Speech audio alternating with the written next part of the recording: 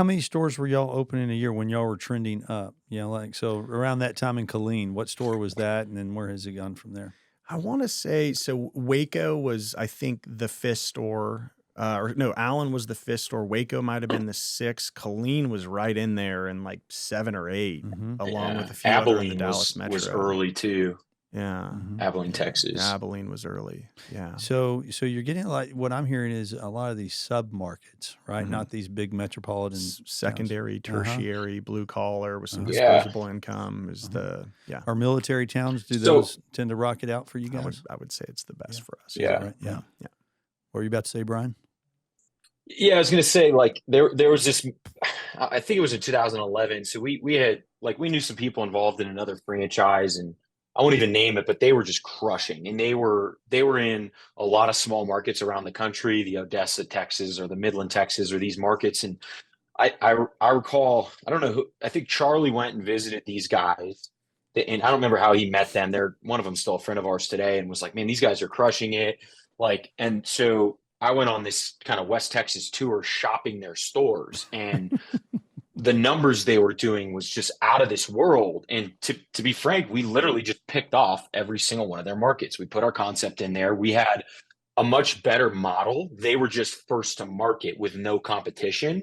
And we basically just started taking their lunch money in all these markets. So we figured, they figured out the demographics and the size of these markets. And then we sort of, to the way Cody described, kind of bolting on to our business and then improving it. And we improved the business a lot. And we didn't reinvent the wheel, but we identified where they were crushing it. Well, y'all had a better model. And you had a better, grassroots leadership that had actually been boots on the ground. And so you could go from that point.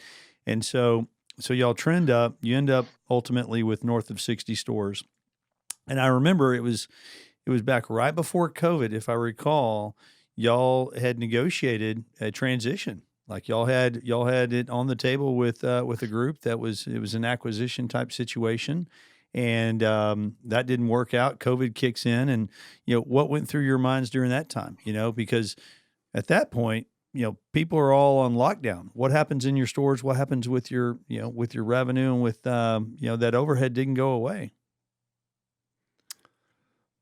2020. I mean, COVID. Part one was bankruptcy lawyers. It was a day later.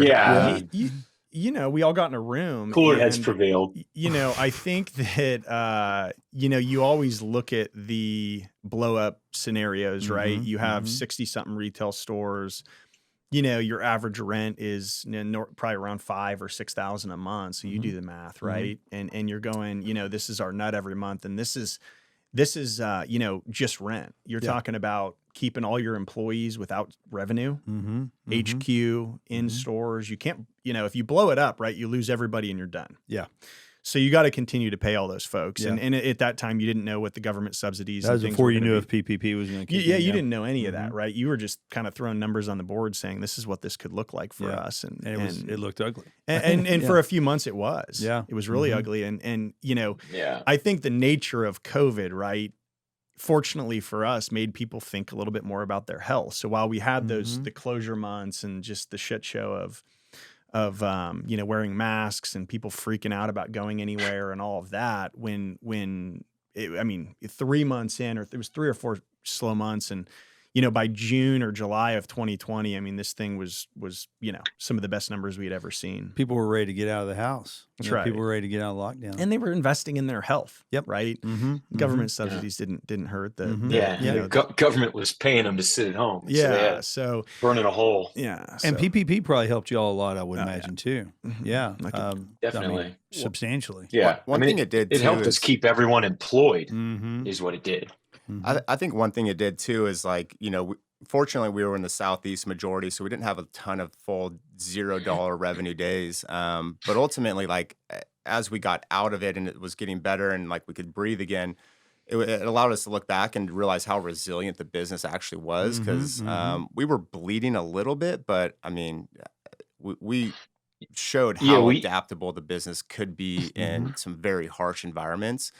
And we came out of that, while we had lost this opportunity to kind of realize all the hard work we had, a couple months prior. It's like, well, this thing is battle tested to the, it's even more valuable in our eyes from that point on.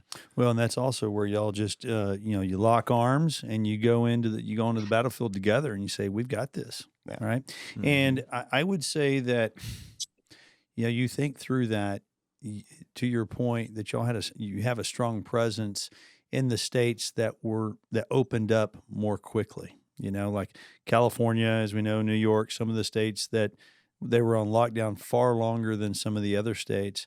I might argue that had you had a larger presence in those states, it would have been even more difficult for you. Yeah, it would have for sure. Yeah. No question. We decided we wouldn't open in California. I mean, we refused to do it. It was like even before that, or oh yeah, I mean, we decided that years ago that we just wanted nothing to do with the state of California. And was that because y'all aren't allowed to go there for some of the things that y'all did? No. Yeah. Chico State arguably you get close to campus. Cody's definitely not invited to Chico State. No, we just like the regulation and everything just was there's strong correlation to the government overreach and the difficulty in doing business in these markets even prior, right?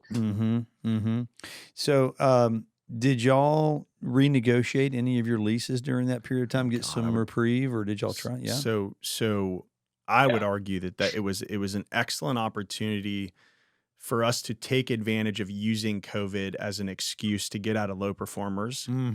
So the sales pitch was, and Brian and I kind of went through this, but we had a restaurant chain as well. I won't get into that, but we had a restaurant chain that was just, you talk about bleeding. That. Yeah. Yeah, the one in Midland, I remember. Midland, it was a great store. And so that's a good business experience, and that everybody should know is if you're really good at one thing, stop trying to do everything.